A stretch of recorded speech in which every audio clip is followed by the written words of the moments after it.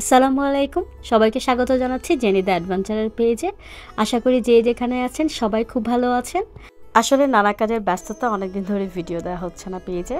তো সাকিব অনেকদিন ধরে বলছে যে পোলাও খাবে পোলাও খাবে, তো আমি ভাবলাম ওকে বাসায় ইলিশ আছে, তো চলো আমি তোমাকে ইলিশ পোলাও করে দেই। তারপর গামছা ওড়না বেঁধে নেমে পড়লাম ইলিশ পোলাও বানানোর জন্য। আমি যে অনেক ভালো রাঁধুনি তা কিন্তু নয়, যতটুকু আম্মুর কাছ থেকে শিখেছি, ফ্রেন্ডস বা আশেপাশ থেকে যা শিখেছি। আমি প্রায় ২-৩ বছর পরে ইলিশ পোলাও খাচ্ছি। বাংলাদেশে লাস্ট খেয়েছিলাম। তো এখানে আসার পর অনেক ইলিশ কেনা হলেও ইলিশ পোলাওটা খাওয়া হয় নাই। সবসময় ইলিশটা ফ্রাই খাওয়া হয়, মাঝে মাঝে সরিষা ইলিশ করা হয়। তো আমি ফার্স্ট ইলিশগুলোকে কষিয়ে নিব। আমি সব মশলাপাতি দিয়ে নিলাম। এখানে আমি তেলের পাশাপাশি ঘি ইউজ করেছি। তারপর পেঁয়াজ দিয়ে দিলাম, পেঁয়াজের সাথে আমি দারচিনি এবং এলাচিও দিয়ে দিয়েছি। তারপর একে একে লবণ, আদা রসুন পেস্ট, মরিচের গুঁড়া, জিরা গুঁড়া, ধনিয়া গুঁড়া, আমি এখানে হলুদের গুঁড়া ইউজ করিনি, সব কিছু একসাথে দিয়ে আমি কষিয়ে নিয়ে, একটু পানি দিয়ে কষিয়ে নিয়ে দেন আমি এখানে ফেটিয়ে রাখা টক দই ইউজ করেছি। কিছুক্ষণ কষানোর পরে আমি এখানে মাছ দিয়ে দিব। আমি এখানে 6 টুকরা মাছ নিয়েছি, আমাদের দুজনের জন্য, পরেও খাওয়া যাবে এটা চিন্তা করে 6 টুকরা দিয়েছি আমি। মাছগুলো দিয়ে দেওয়ার পরে আমি সাথে সাথেই এপাশ ওপাশ করে উল্টে দিয়েছি, কারণ ইলিশ মাছ এটা কষিয়ে রান্না করলে তো বেশিক্ষণ রান্না করতে হয় না। আমি দিয়ে এভাবে উল্টে দেওয়ার পরে ঢাকনা দিয়ে তারপর 5 মিনিটের মতো কুক করে নিয়েছি। সেই সাথে আমি কয়েকটা কাঁচামরিচও দিয়ে দিয়েছি। তারপর ঢাকনা দিয়ে আমি আরও 10 মিনিটের মতো করে মাছগুলোকে কুক করে নিয়েছি। দেন ঢাকনা খোলার পরে আমি মাছগুলোকে আবার একটু উল্টে পাল্টে দিয়ে আরও 2 মিনিটের মতো কুক করে নিয়েছিলাম।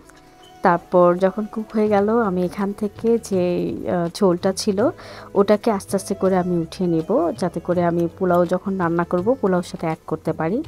তো এক এক করে আমি উঠিয়ে নিচ্ছিলাম ঝোলগুলোকে। তো এখন পোলাও রান্না করার সময় এসে গেছে।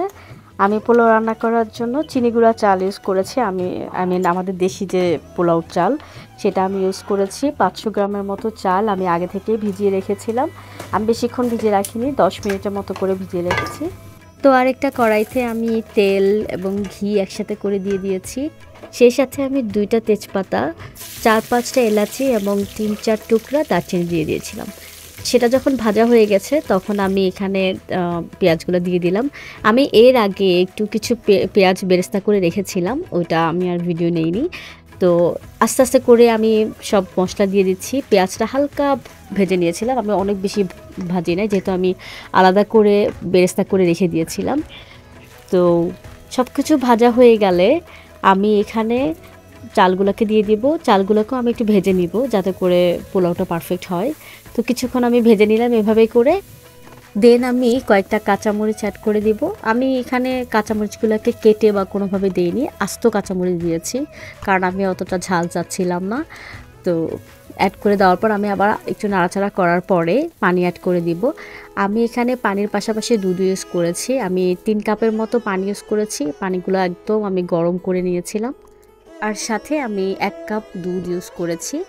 তো গরম পানিগুলো দিয়ে আমি একটু নাড়াচাড়া করে নিচ্ছিলাম। দেন আমি দুধটা ইউজ করে দিচ্ছি। তারপর আমি যে বেরেস্তাগুলো ভেজে রেখেছিলাম সেই বেরেস্তাটা আমি অ্যাড করে দিচ্ছি। সাথে আমি আমার যে তুলে রাখা যে মশলাটা ছিল, মানে মাছের যে ঝোলটা ছিল, সেটাও আমি অ্যাড করে দিব, যাতে করে পোলাওতে পুরো যে ইলিশ পোলাওর যে একটা গন্ধ, যেটা আমি করতে চাচ্ছি সেটাই যেন পারফেক্টলি হয়। তো সেটা আমি আস্তে আস্তে করে দিয়ে দিচ্ছি। দিয়ে দেওয়ার পরে আমি এটাকে মিডিয়াম হিটে 10 মিনিটের মতো করে কুক করব।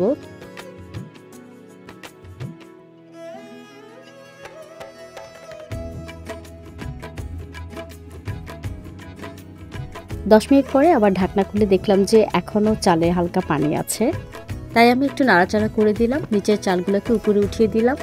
তারপর চুলার আঁচটাকে লো হিটে রেখে আমি আরও 2-3 মিনিটের মতো করে ঢাকনা দিয়ে কুক করে নিয়েছিলাম, যাতে করে পানিগুলো একদম টেনে নেয়। 2-3 মিনিট পরে আমি ঢাকনা খুলে দেখলাম পানি একদম সুন্দরভাবে টেনে গেছে। এখন আমি যে মাছগুলোকে কুক করে রেখেছিলাম সেগুলাই এই পোলাওর ভিতরে দিয়ে দিব, আর দিয়ে আমি এটাকে আরেকটু দমে রেখে কুক করব।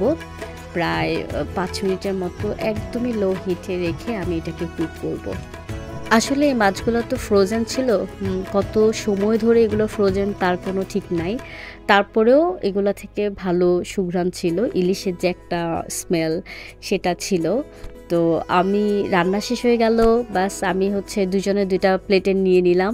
অত ভালো করে ডেকোরেশন করতে পারিনি, তারপরেও দেখে মনে হচ্ছে অনেক কম, বাট অনেকটুকু নিয়েছিলাম আমরা দুজনেই, এত ক্ষুধা ছিল আমাদের।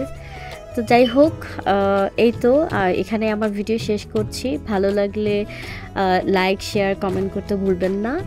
আবার কথা হবে কোনো একটা ভিডিওতে। আল্লাহ হাফেজ।